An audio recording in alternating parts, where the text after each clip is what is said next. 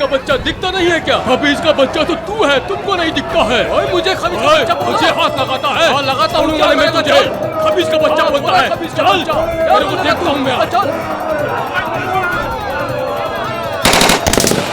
मर गए साहब।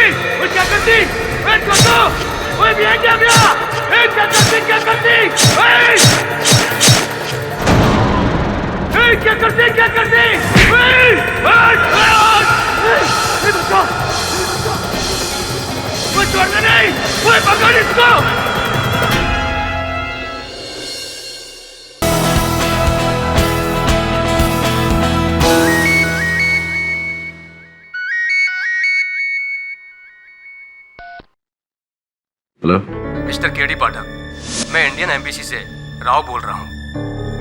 हाँ राव साहब बोलिए। मिस्टर केडी पाठक, इंडियन इंटेलिजेंस को एक खास काम के लिए आपकी जरूरत है।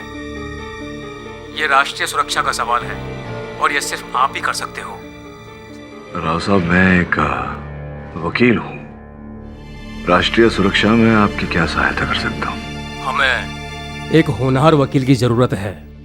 एक केस लड़ना होगा आपको, भारत से बहुत दूर मुल्किस्तान में। मुल्किस्तान में? वहाँ क्यों?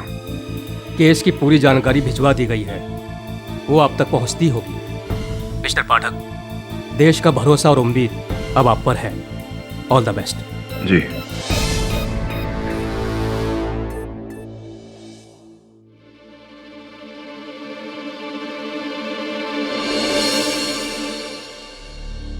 मिस्टर केडी, अब तक तो आपको पता लग गया है कि केस को लड़ने के लिए आपको मुल्किस्तान जाना है। जी मिस्टर राव का फोन आया था, कह रहे थे कि इसकी सारी जानकारी आपसे मिलेगी। ये रही इस केस की सारी जानकारी।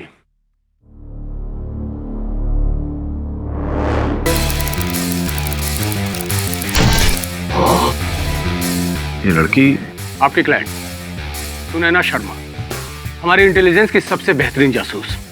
आपको इसी की तरफ से केस लड़ना है।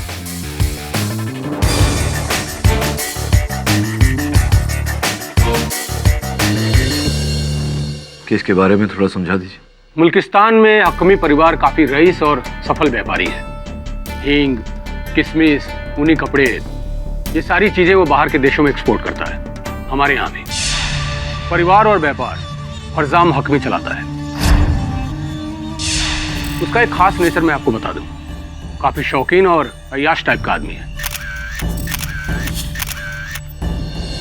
आज से ठीक 3 महीने पहले हमारी इंटेलिजेंस टीम को यह खबर मिली थी कि फरजाम भारत में हमले के लिए पैसे डाल रहा है, लेकिन अफसोस हमारे पास कोई ठोस सबूत नहीं था। और इसकी सही जानकारी के लिए हमें जरूरत थी एक काबिल जासूस की। तो हमारी नजर में सुनैना से बेहतर कोई और नहीं था। तो सुनैना अपना नाम बदलकर गुलनाज के नाम से फरजान के घर में नौकरानी का काम करने लगी। मिस्टर केडी, परसों तक तो हमारा मिशन बिल्कुल सही चल रहा था। पता नहीं कैसे एकाएक फरजाम का खून हो गया।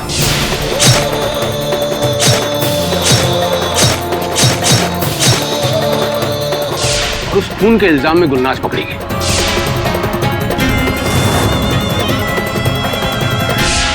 लेकिन हमें पूरा यकीन है कि कहीं ना कहीं कुछ गड़बड़ है। गुलनाज को कोई फंसा रहा है। मिस्टर पाठक, हमारी मुश्किल यह है कि भारत सरकार इस मामले में हमारी कोई मदद नहीं कर सकती, क्योंकि हमारे इंटेलिजेंस में भेदी के अपने कुछ रूल्स होते हैं। जैसे रूल नंबर 1, भारत सरकार का उनसे कोई भी ताल्लुकात नहीं होता, न बताने के लिए और न जताने के लिए। और रूल नंबर 2, भेदी की मौत तक भी भेदी का भेद नहीं खुल सकता।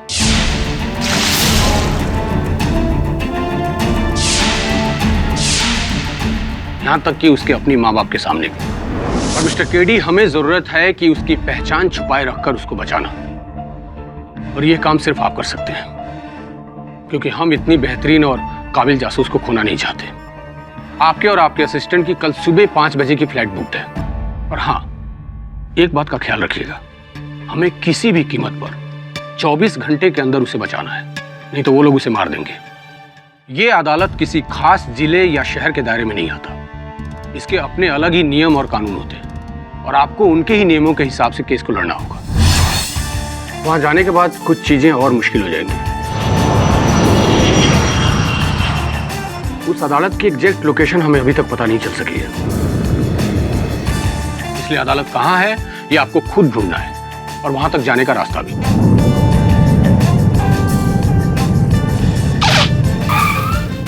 और हाँ, एक बात का ख्याल आप जरूर रखिएगा कि सुनैना की असलियत किसी भी कीमत पर खुलनी नहीं चाहिए। एक और आखिरी बात, वहां पहुंचने के बाद आप किसी भी वजह से हम तक पहुंचने की कोशिश नहीं कर सकते, और नहीं अपने लिंक दिखा सकते। ओके।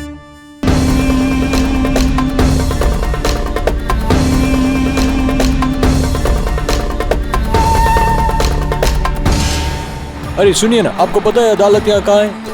अरे यहाँ कहाँ हो सकता है? अरे पता तो होगा आपको। अरे आप तो यहाँ के रहने वाले।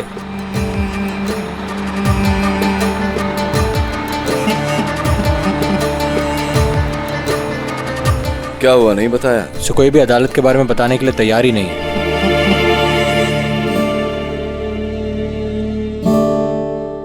वो बच्चा देख रहा है? हाँ सर। वो बताएगा। ठीक है सर, पूछता हूँ। और रुक, ऐसे नहीं बताएगा। फिर कैसे बताएगा सर? जा।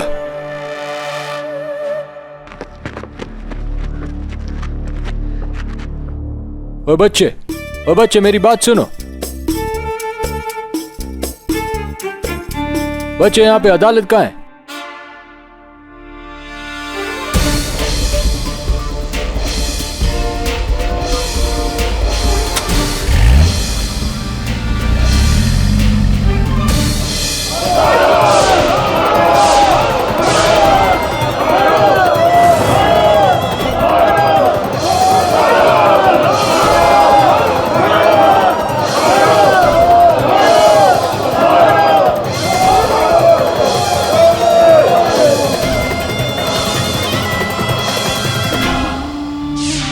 कल दुकान के बाहर बात करता था, 4 लोगों ने अपनी आंखों से देखा है, गवाह है हमारे पास।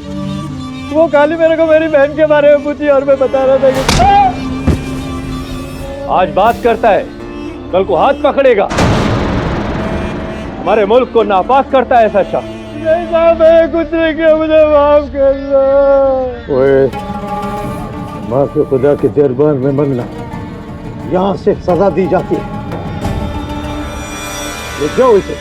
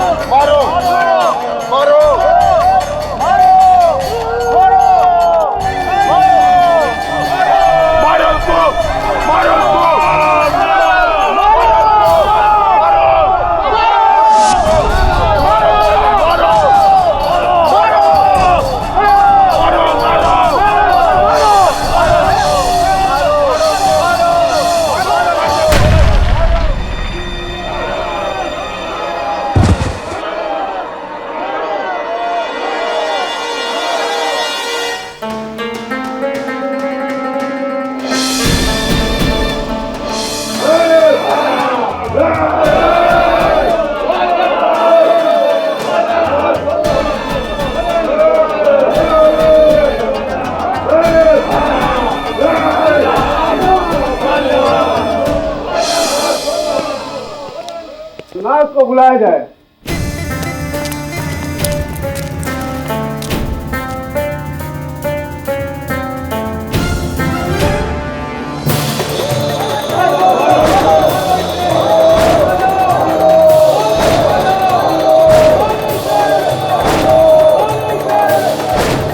चुप हो जाओ, चुप हो जाओ, चुप हो जाओ। ये लड़की फरजाम हकामी के घर पर काम करती थी और इसने उनका चाकू से हमला करके बेरहमी से कत्ल कर दिया।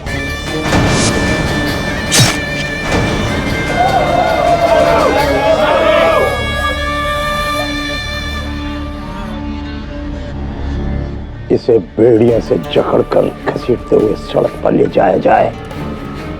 अब पत्थरों से। एक मिनट जैसा एक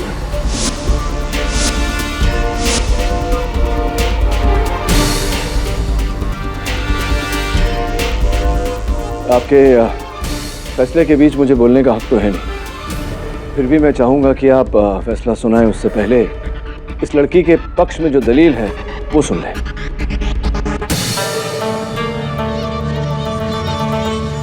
तो कौन है तुम और किधर से आए? योर ऑनर, मेरा नाम केडी पाठक है। मैं एक वकील हूँ, भारत से आया हूँ और इस लड़की का केस लड़ना चाहता हूँ।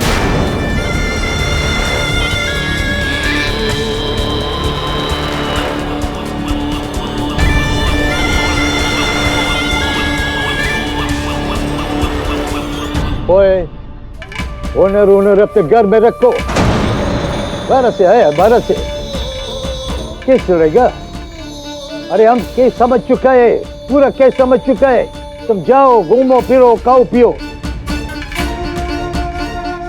इधर अपना वक्त खराब मत करो। लेकिन जज साहब, मेरी दो बातें तो सुन लीजिए। नहीं मानेगा, उठा के बाहर भेजो से।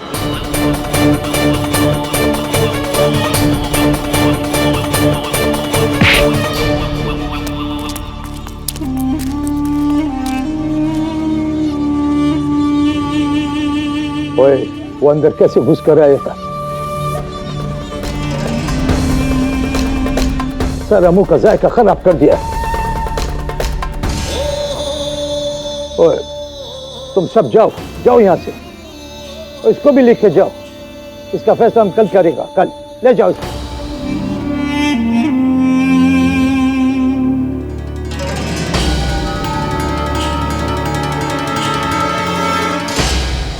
चाचा, हम यहाँ आ गए। अब तक तो वो लोग बंदूक लेकर हमें ढूंढने निकल गए होंगे और जज साहब हमें खुद धमकी दे रहे थे।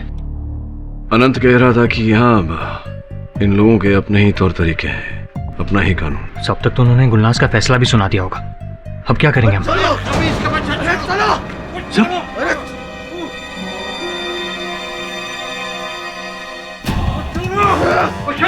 चलो तुम, कौन है तुम लोग? और हमारे भाई का साथ तो किया, उसको माफी तुमको नहीं मिलेगा। चलो।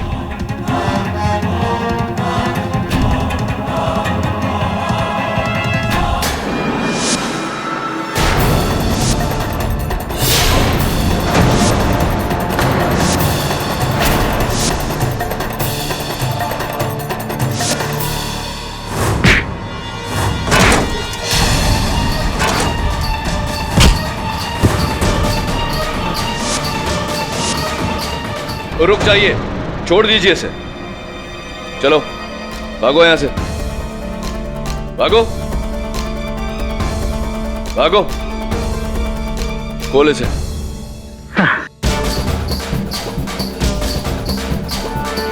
ओह, ओह।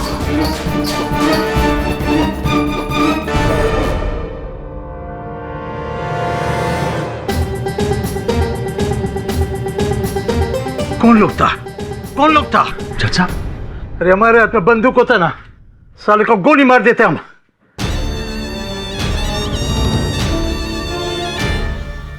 वो तुम लोग वही हो ना, केडी पाठक?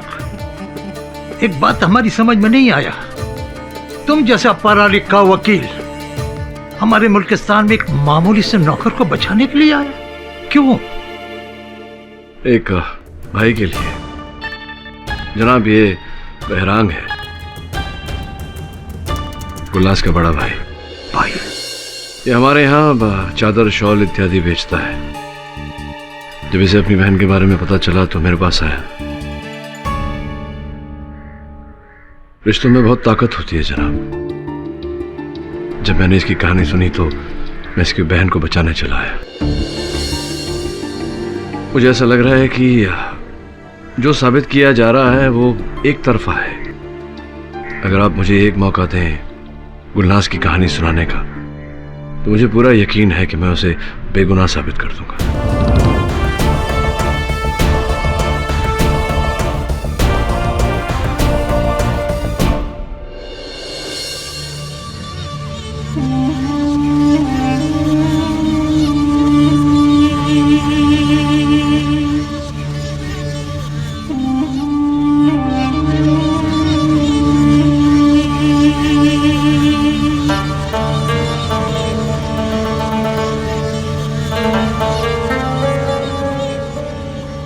क्या हुआ जनाब? आप बहुत परेशान लग रहे हैं। हाँ, वो इमरान के भाई और उसके चमचे ने आज हमारे ऊपर हमला किया। उसके भाई को हमने मौत की सजा सुनाई थी ना, उसका बदला लेने के लिए हम पर हमला किया। इत्तेफाक से अदालत से निकलते वक्त हमारे पास रिवॉल्वर नहीं थी, वरना खुदा की कसम उसको वहीं गोली से भून देता ही। आप फिक्र मत करो जनाब, मैं आज उसको खत्म कर दूंगा। रुक जाओ। गोली मारने के बाद उसकी नाक पर उंगली रख के देखना कि उसका सांस बाकी है या नहीं, जहन्नुम रसीद हुआ या नहीं। जी जनाब। जनाब आपके पास में बंदूक भी नहीं था, तो फिर आप बचकर कैसे आए? था एक फरिश्ता जिसने हमारा जान बचाया। कौन था वो? एक वकील जो हिंदुस्तान से हमारे मुल्क तक आया मुकदमा लड़ने के लिए। हिंदुस्तान से यहाँ तक? बड़ा अजीब बंदा है, दूसरों की जान बचाने के लिए अपनी जान पर खेल जाता है। खुदा उसकी मदद करे, सलामत रखे उसको। अगर आज वो ना होता तो हम तुम्हारे सामने जिंदा नहीं बैठा होता। हम दुआ करेगा खुदा हर कदम पर उसकी मदद करे।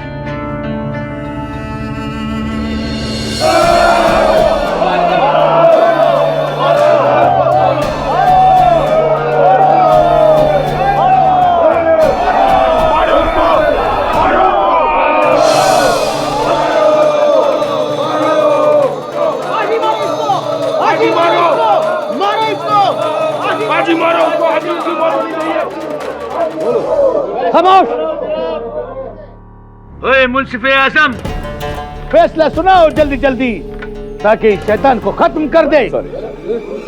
नहीं रुकिए ना, इतनी जल्दी क्या है? तो तुम फिर आ गया? हाँ, मैं वो जज से। ओए इसको बाहर ले जाओ, इसको बाहर ले जाकर फेंको। ओए चुप हो जाओ, चुप हो जाओ। ये भारत से आया इस लड़की का जान बचाने का, और वो जो उसके साथ में खड़ा है ना लड़का, वो इसका भाई है। और कल ये इसने भी हमारा जान बचाया था। कसम है खुदा का, मन करता है इसको एक और मौका दिया जाए। ओए अब कुछ बेस नहीं होगा, ले जाओ इसको और गोली से उड़ा दो। खाने दो इसका गोश्त शहबाज को। नहीं, वो तो खा ही लेंगे, लेकिन देखिए अल्लाह भी अपने बंदे को एक आखिरी मौका देता है। आप भी अगर मुझे एक आखिरी, बाकी अदालत आपकी है, कानून आपका है, मर्जी आपकी।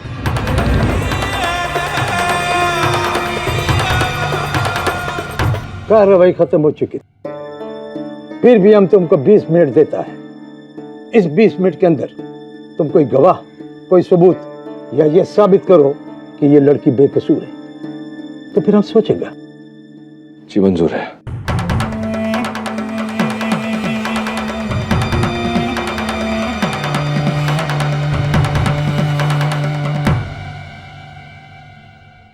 अभी सब लोग बैठो, बैठ जाओ, बैठो।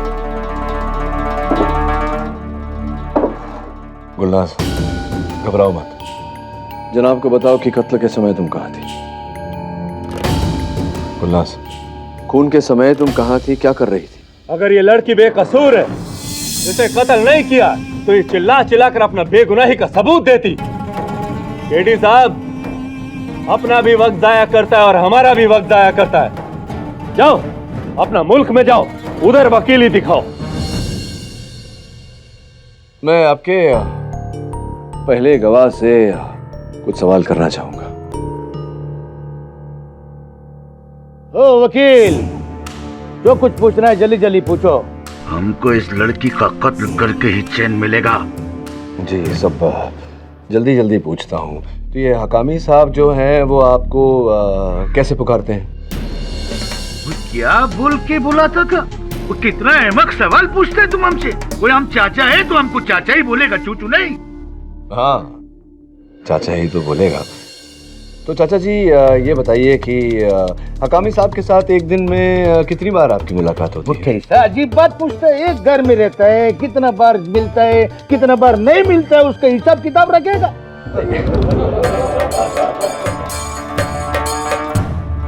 नहीं, ये मतलब नहीं था मेरा। ये बताइए कि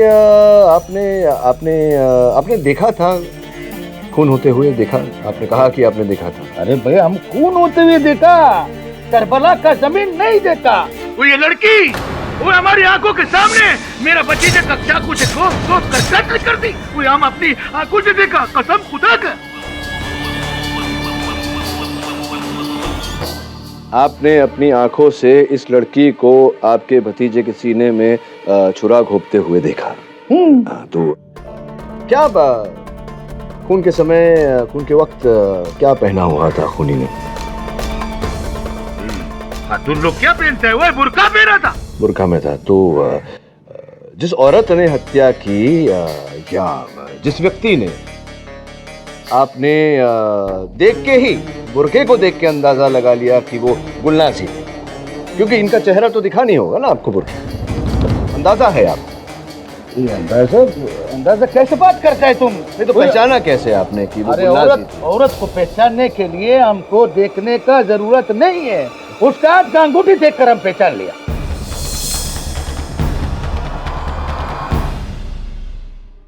अच्छा, उसका हाथ की अंगूठी को देखकर आपने इसे पहचाना। तो खून होते हुए देखा आपने, तो कहाँ से देख रहे थे आप खून होते हुए? हम अपना घर का दहलीज के बाहर से देखा। तो जहाँ खून हो रहा था, चाकू घोंपा जा रहा था, और जहाँ आप खड़े थे कितना फासला था? ये कोई 10 फीट? 10 फीट दूरी पर आप थे। और रोशनी कितनी थी वहाँ? वही रोजाना जैसे रहता है वैसे ही था। वो कमरे में बल्ब चलता था। तो वो जो गलियारे में बल्ब थी, वो कितने वाट की थी बल्ब? वो हमको क्या मालूम कितने वाट की थी। ओ बच्चा, वो कितने वाट का बल्ब थी? 100 वाट की। पर जुम्मे के बाद के दिन जब चाचू से घर पे लड़ाई हुई थी ना, तो फिर उन्होंने गोली मार के फोड़ दी थी। फिर से एक बार अब्बू ने फोड़ी थी, और फिर आखिर में 60 वाट की लगाई थी। 60 वाट की थी? 60 वाट। योर ऑनर, माफ करना जनाब, 70 साल के शख्स जिन्हें केवल एक ही आंख से दिखाई देता है, वो 10 मीटर की दूरी से 60 वाट की बल्ब की रोशनी में बुर्के के अंदर किसी औरत को छोटी सी अंगूठी को देखकर पहचान ले, ये बात जरा हजम नहीं। अजीब बात है ना? अजीब है। तुम हम पे शक करते हैं? ओ वकील, तुम हम पे शक करते हैं? हम तुमको अभी दिखाते।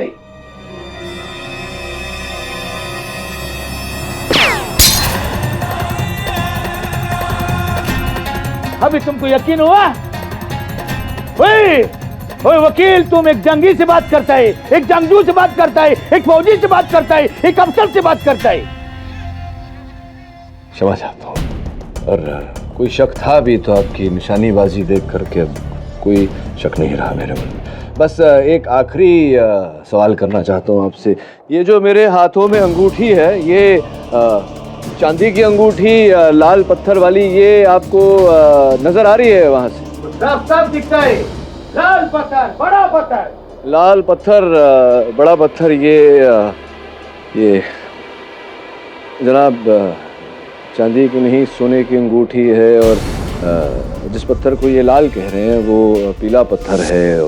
तो तो मुझे ऐसा लग रहा है कि निशानेबाजी करने में और बुरके में किसी औरत को पहचानने में बहुत फर्क होता है। शायद इनसे वही भूल हुई होगी। आप बैठिए।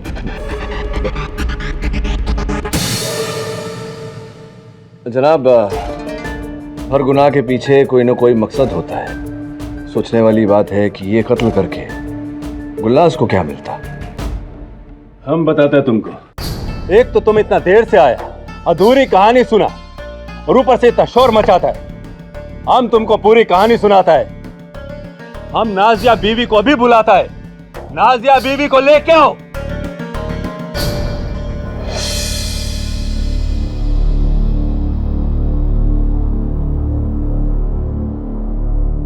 आइए नाजिया बीवी। ये जनाब केडी हैं। इनको बताओ कि कत्ल होने के 2 दिन पहले घर में क्या क्या हुआ था। जनाब, फरजान साहब उस शाम बहुत गुस्से में थे। उन्होंने छोटी सी गलती के लिए गुलनाज को बहुत मारा और इस औरत ने उसका बदला लेना चाहा। लेना क्या चाहा? ले लिया। उसने अपने मालिक का कत्ल कर दिया और उसकी चश्मदीद गवाह है नाजिया बीबी। पूछो, क्या सवाल पूछना, पूछो इससे। कैसे पहचाना आपने इन्हें? हमने इसे भागते हुए देखा। ये बुरखे में थी, पर हमने इसकी चाल से पहचान लिया कि ये वही है। चाल से मतलब?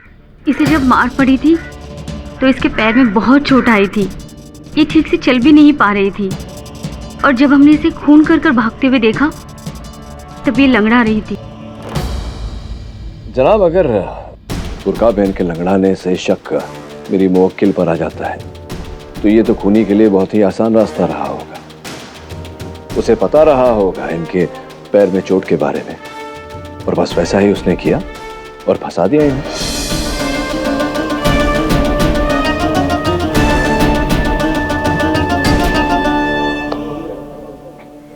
चलिए, कोई बात नहीं।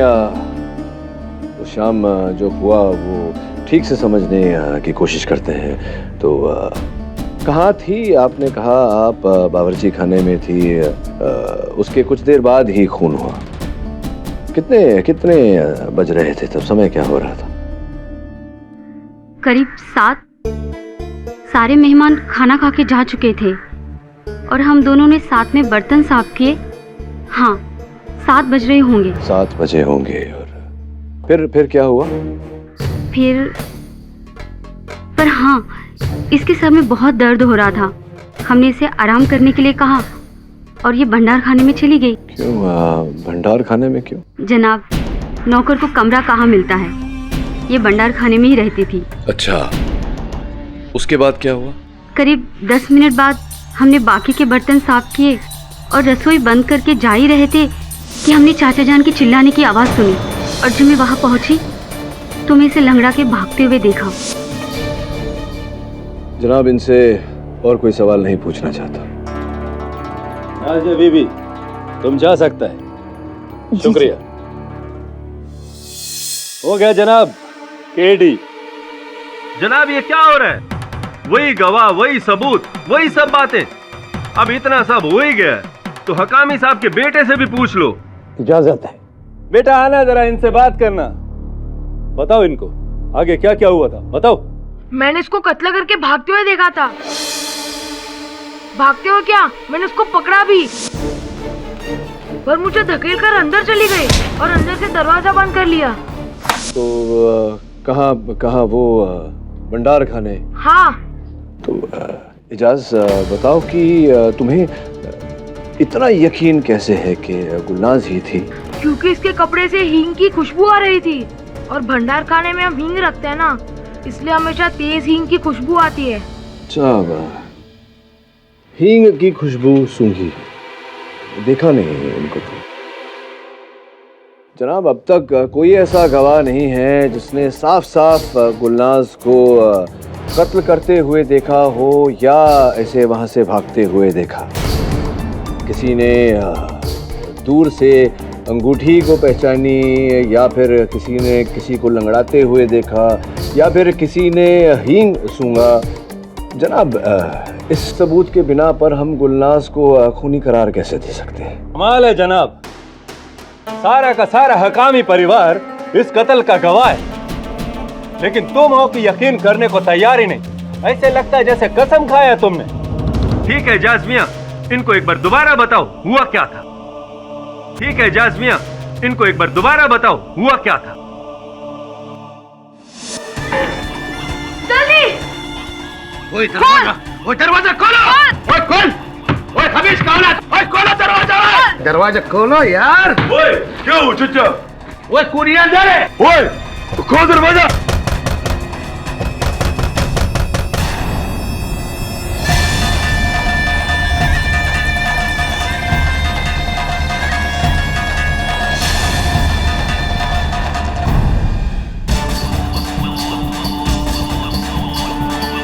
ओए खत्म कर दो इसको। इसने हमारी जान, हमारे भतीजे का कत्ल किया है। हाँ, मार डालो इसे, मार डालो। ओए खत्म कर दो इसको। नहीं चाचा, ओ इतनी आसानी से नहीं। वो इसको अदालत लेके जाएगा और सबके सामने इसको सख्त से सख्त सजा दिलवाएगा, और ताकि दोबारा ऐसा करने के बारे में कोई सोच न सके। मैं चला इसको। चलना लेके जाओ। सुन लिया, वो अंदर भागी, दरवाजा तोड़ा। यही औरत खून से लथपथ थी। अभी भी शक का गुंजाइश है। एक बात मेरी समझ में नहीं आई, अगर ये भागना चाह रही थी तो ये घर के बाहर भागती, घर के अंदर क्यों भागी? कहाँ है दरवाजा बाहर जाने का? गलियारे की दूसरी तरफ। सोचने वाली बात है जनाब। गलियारे के उस तरफ दरवाजा था, तो अगर इसे भागना होता तो ये दरवाजे की तरफ भागती और बाहर भाग जाती। क्यों ये घर के अंदर भागी जहाँ सारे लोग थे, और इसने अपने आप को कमरे में बंद कर लिया? क्यों ये अपने ही पाँव पर कुल्हाड़ी मारना चाहेगा? जनाब आपका बात मान लिया कि गुलनाज कातिल नहीं है, तो कत्ल किसने किया? कहीं ऐसा तो नहीं आपको लगता कत्ल हुआ ही नहीं? खून हुआ है। खून किसने किया है ये पता लगाने के लिए मैं एक दिन की मोहलत चाहता हूँ।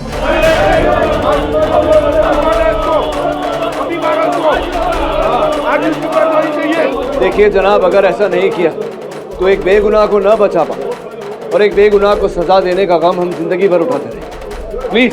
ओए चुप हो जाओ, बैठ जाओ। यहां फैसला हम करेगा। जो आदमी 20 मिनट के अंदर इतना कर सकता है तो उसको एक मौका और दिया जाए।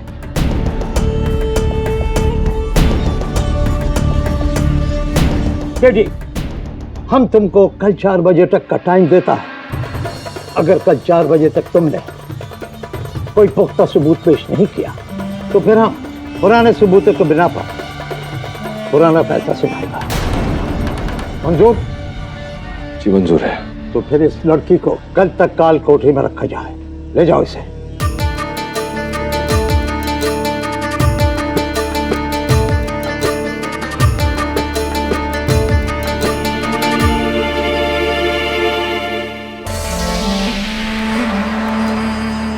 कुछ तो करना पड़ेगा वरुण, ठोस सबूत ढूंढने पड़ेंगे। मुझे समझ में नहीं आ रहा, अगर उसने ये खून किया नहीं तो चुप क्यों है? खून के समय कहाँ थी वो?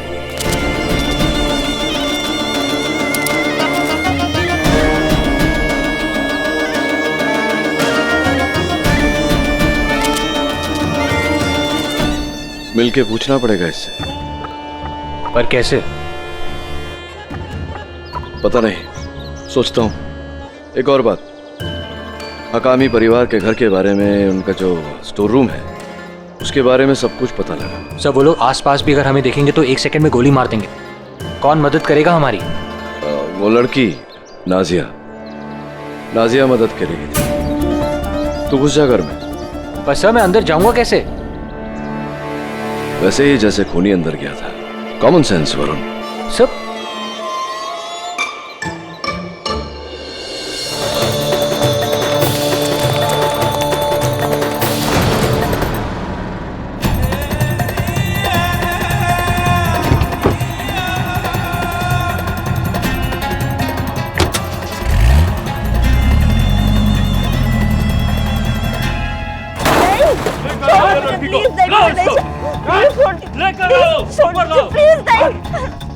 खुदा के लिए जाने दो मुझे।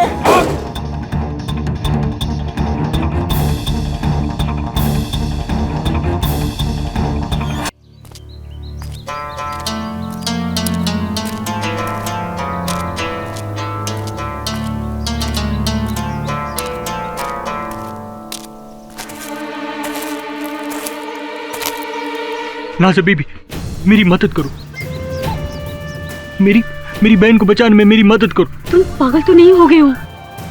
अगर मुझे किसी ने देख लिया कि मैं किसी अनजान आदमी से बात भी कर रही हूँ तो हम दोनों को मार देंगे। यहाँ चारों तरफ दुश्मन है, मैं कुछ नहीं कर सकती। नहीं नाज़ा बीबी, ऐसा मत बोलो।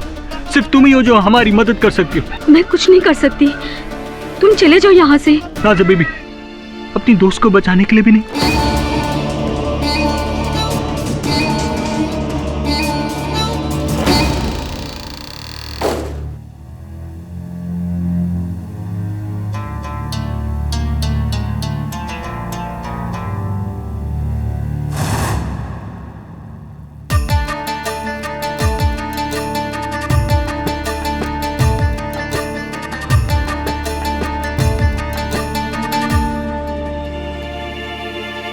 सुनैना, मेरा नाम केडी पाठक है।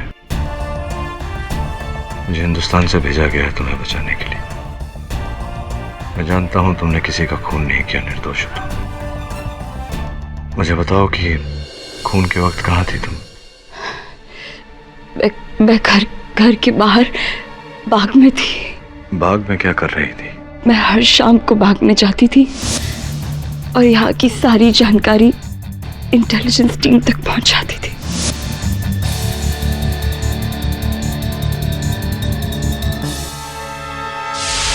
अब ये तो मैं किसी हाल में भी नहीं बता सकती और इस खून के आरोप का विरोध भी नहीं कर सकती। वो तो मुझ पर छोड़ दो।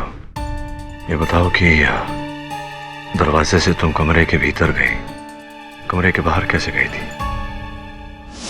उसी खिड़की से बाहर गई थी।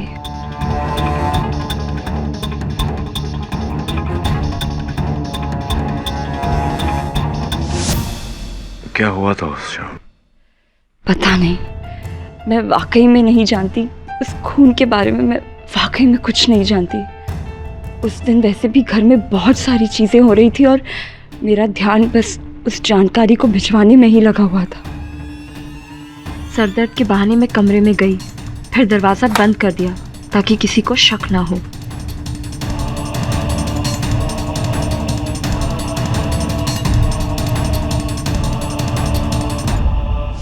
अपना बुर्खा उतार कर तुम बाहर गई थी?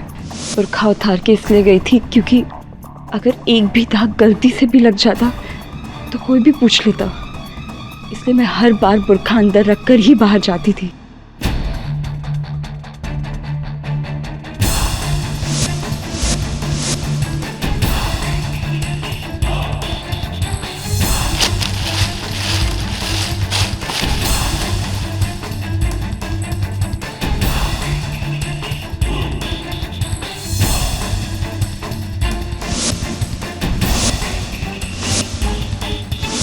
मैं अपना काम ही कर रही थी कि अचानक से मैंने उसी खिड़की में से किसी को बाहर निकलते हुए देखा और बस कुछ ही पल भर में वो परछाई अंधेरे में कहीं खो गई।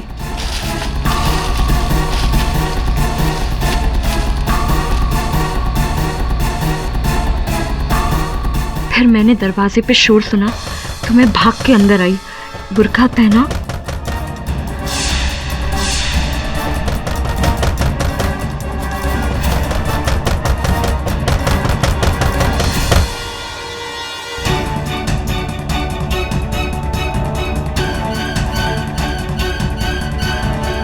और फिर उन्हें वो चाकू कमरे के अंदर ही मिला। आपने किसी को खिड़की से कूदते हुए देखा था, किसी को अंदर जाते हुए देखा था?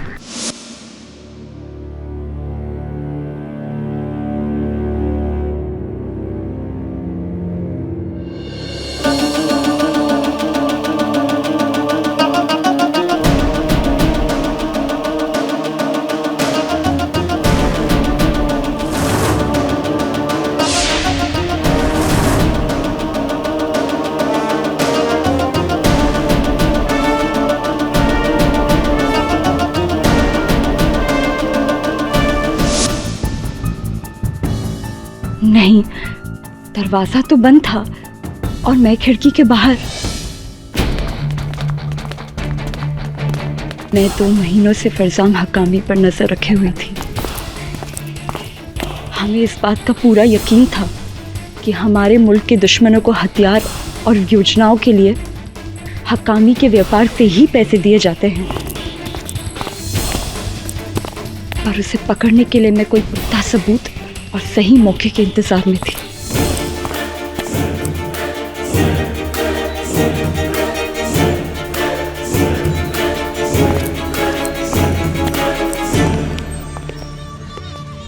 अरे देखो, काल कोठरी में विलाप हो रहा है।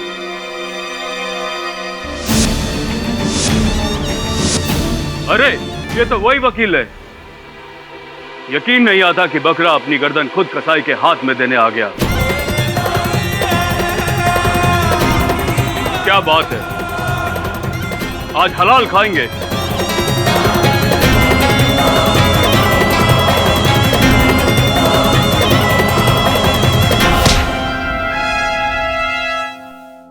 वकील, तू तो गया।